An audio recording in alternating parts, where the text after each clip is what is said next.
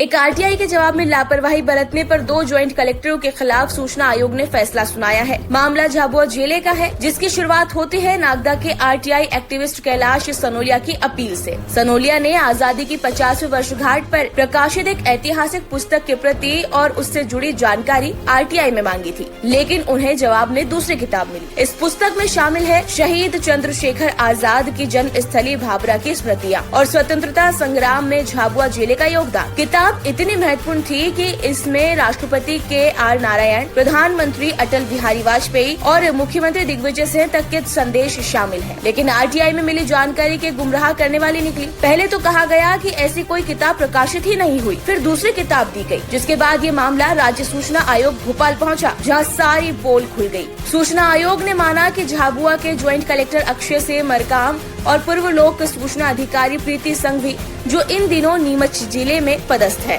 उन्होंने आरटीआई आवेदन को गंभीरता से नहीं लिया।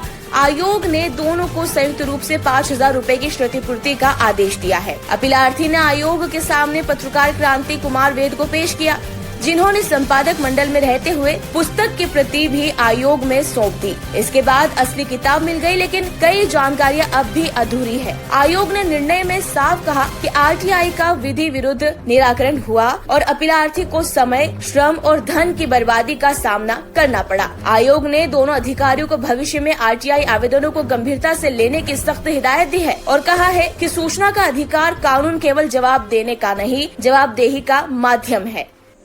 मध्य प्रदेश राज्य सूचना आयोग का हाल ही में एक महत्वपूर्ण निर्णय आया है। यह निर्णय मेरी सूचना अधिकार अपील पर आयुक्त डॉक्टर उमाशंकर पचौरी साहब ने दिया है।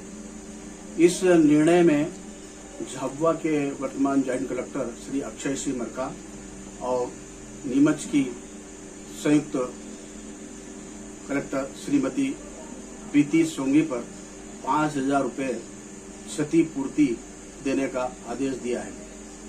मामला यह था कि मध्य प्रदेश शासन की एक योजना के तहत 1999 में झाबुआ जिले का स्वाधीनता संग्राम में योगदान पर एक पुस्तक प्रकाशित हुई थी और यह पुस्तक तत्कालीन कलेक्टर वसीम अख्तर साहब के कार्यकाल में प्रकाशित हुई थी।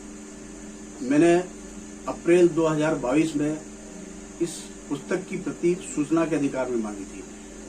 साथ ही पुस्तक के मुद्रण खर्च, लेखकों को दिया गया पारिश्रमिक, जो संपादक मंडल बना था उसके लिए जो भी आदेश जारी थी उसकी प्रतियां मैंने मांगी थी। इस प्रकार से कुल 10 बिंदुओं में मैंने सूचना अधिकार अधिनियम के तहत ये जानकारी मांगी थी। उस समय झाबुआ में श्रीमती प्रीति संघवी बतौर लोक सूचना अधिकारी पदस्थ थी। तब उन्होंने मुझे इस पुस्तक की बजाय एक अन्य पुस्तक प्रेषित की, जिस पुस्तक से मेरा कोई सरोकार नहीं था। मैंने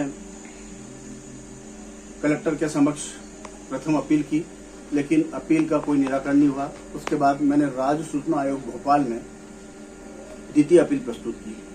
द्वितीय अपील की जब सुनवाई शुरू हुई तो मुझे ये बताया गया कि इस तरह की किसी भी पुस्तक का प्रकाशन नहीं हुआ है। तब जो डॉक्टर उमाशंकर पचौरी जो आयुक्त महोदय, उन्होंने जो वर्तमान के लोक सूचना अधिकारी थे श्री अक्षय सिंह मरकाम, उनको निर्देश दिया कि आप इस पुस्तक की प्रति कैसे भी उपलब्ध कराएं। उन्होंने बाद में यह जवाब दे दिया कि इस तरह की किसी भी पुस्तक का प्रकाशन नहीं हुआ है। इसी तरह से श्रीमती प्रीति संघवी ने भी जवाब दिया कि इस तरह का कोई पुस्तक का प्रकाशन नहीं हुआ है। दोनों के दावों को झुठलाने के लिए मैंने उस पुस्तक के संपादक मंडल में जो वरिष्ठ पत्रकार क्रांति कुमार वेद थे, उनको आयोग के समक्ष खड़ा किया और उनके पास में जो पुस्तक सुरक्षित थी वो भी माननीय आयुक्त महोदय के समक्ष प्रस्तुत की। उसके बाद आयुक्त ने इन दोनों को शोकाज नोटिस दिए थे और शोकाज नोटिस के बाद में उस पुस्तक को वहां तलाशा गया और उस पुस्तक की प्रति मुझे प्राप्त हो गई। तो मैंने माननीय आयुक्त के समक्ष यह मुद्दा उठाया था कि जो पुस्तक मैंने मांगी थी वो नहीं दी गई। प्रीति संघवी जी मैडम ने मुझे झूठी भ्रामक जानकारी दी है, इसलिए उनके ऊपर पनिशमेंट किया जाए। वर्तमान लोक सूचना अधिकारी ने भी पहले आयुक्त के आदेश को नहीं माना था, इसलिए उनके ऊपर भी धारा 20(1) के तहत मैंने पेनल्टी की मांग की थी। साथ ही ये भी मांग की थी कि पुस्तक को प्राप्त करने के लिए मुझे बहुत संघर्ष करना पड़ा, श्रम धन की बर्बादी हुई, इसलिए अधिनियम की धारा 19(8)B के तहत मैंने क्षतिपूर्ति यानी कंपेंसेशन की भी मांग की थी। तो माननीय आयुक्त ने धारा 19(8)B के तहत मुझे दोनों से संयुक्त रूप से 5,000 रुपये क्षतिपूर्ति देने का आदेश दिया है।